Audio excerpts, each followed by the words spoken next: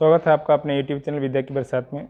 आज के इस वीडियो में हम लोग वर्ग 8 के चौथे पाठ संस्कृत विषय का परहेलिका अध्ययन करेंगे। परहेलिका मतलब पहेली। सबसे पहले पाठ का परिचय प्राप्त करें। बालकों के बौद्धिक विकास के लिए गणित के समान परहेलिकाओं का महत्वपूर्ण स्थान है।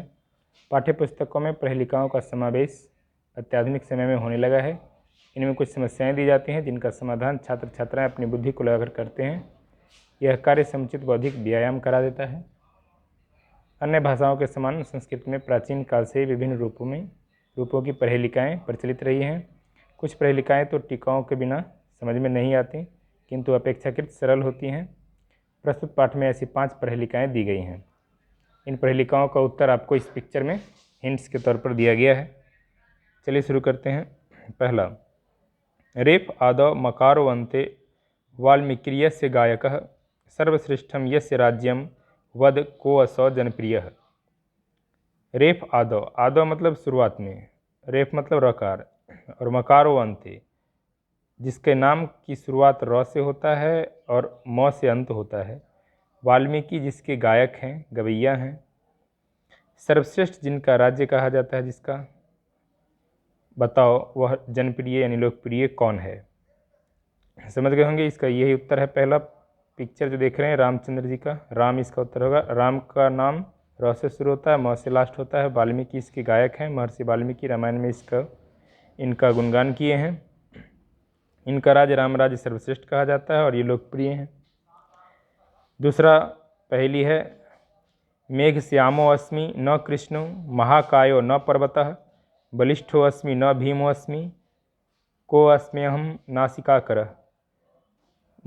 मेघ श्यामो अस्मि, बादल के समान मैं श्याम वर्ण का हूँ, श्यामला हूँ, लेकिन कृष्ण नहीं हूँ। महाकायो न पर्वतः, विशाल शरीर वाला हूँ लेकिन पहाड़ नहीं हूँ, पर्वत नहीं हूँ। बलिष्ठो अस्मि न भीमो अस्मि, बलिष्ठ हूँ, बलशाली हूँ, लेकिन भीम नहीं हूँ।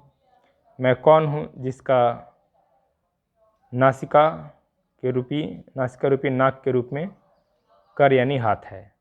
समझ गए होंगे, उत्तर होगा हाथी।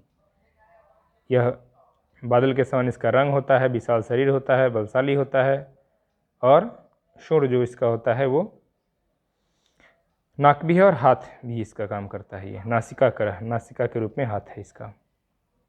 तीसरा है, चक्री त्रिशूली न हरो न विष्णु महान बलिष्ठो न च भीमसेनः स्वच्छंदगामी न च नारदो अपि सीता वियोगी न च रामचंद्र। चक्र धारण करता हूँ लेकिन विष्णु नहीं हूँ, त्रिशूल धारण करता हूँ लेकिन हर यानी शिव नहीं हूँ, महान बलिष्ठ हूँ लेकिन भीमसेन नहीं हूँ, स्वतंत्रतापूर्वक गमन करता हूँ, विचरण करता हूँ लेकिन नारद नहीं हूँ, सीता का वियोगी हूँ लेकिन रामचंद्र नहीं हूँ। इसका उत्तर क्या होगा? इसका उत्तर होगा षांढ़, क्योंकि इसके शरीर पर चक्र और त्रिशूल के दाग बनाए जाते हैं, निशान बनाए जाते हैं। ये बहुत बलशाली होता है, स्वतंत्रतापूर्वक ये गमन करता है, इधर से उधर जाते रहता है। और इसके अलावा सीता का वियोगी है। सीता मतलब यहाँ हल भी होता है, वैसे सीता का मतलब गाय से भी लगाया जा सकता है, गाय की खोज में रहता है ये। इसके बाद है अगला, दंतैर्हीनः शिलाभक्षी निर्जीवो बहुभाषकः गुणस्थिति समृद्धो अपि परपादेन गच्छति। दांतों से हीन हूँ मैं, दांत नहीं है, दांतों से रहित हूँ मैं, लेकिन शिला को खा जाता हूँ, चट्टानों को खा जाता हूँ, चट्टानों से अप्रभावित रहता हूँ। निर्जीव हूँ, प्राण रहित हूँ, मुझ में प्राण नहीं लेकिन बहुत बोलता हूँ। धागों की सिलाई से युक्त हूँ और दूसरे के पैर से जाता हूँ कहीं पे। तो समझ सकते हैं इसका उत्तर क्या होगा? यही जूता। इसके पास दांत नहीं है लेकिन फिर भी ये चट्टानों के ऊपर लगातार चलेगा तो उसको घिस देगा, उससे उसको कोई फर्क नहीं पड़ेगा। निर्जीव है लेकिन जब चलता है तो आवाज़ करता है। इसके अलावा धागों की सिलाई से युक्त रहता है ये, और दूसरे के पैर से ही जाता है, खुद तो जा नहीं सकता अकेले। अगला है,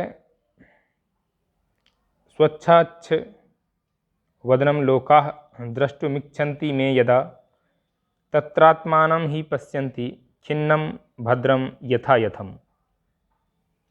स्वच्छाच्छ वदनम, साफ और सुंदर, साफ और अच्छा ही देखने की इच्छा करते हैं मुझ में लोग हमेशा।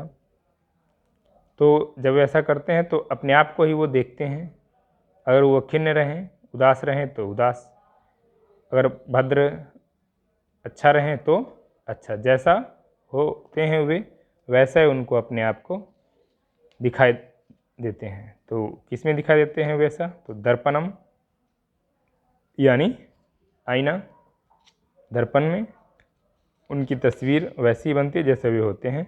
यथा यथम मतलब जैसा हो वैसा। तो इस प्रकार से आप सभी पहेलियों का अर्थ और उनका आंसर समझ गए होंगे। मिलते हैं फिर नेक्स्ट वीडियो में, तब तक के लिए जय हिंद।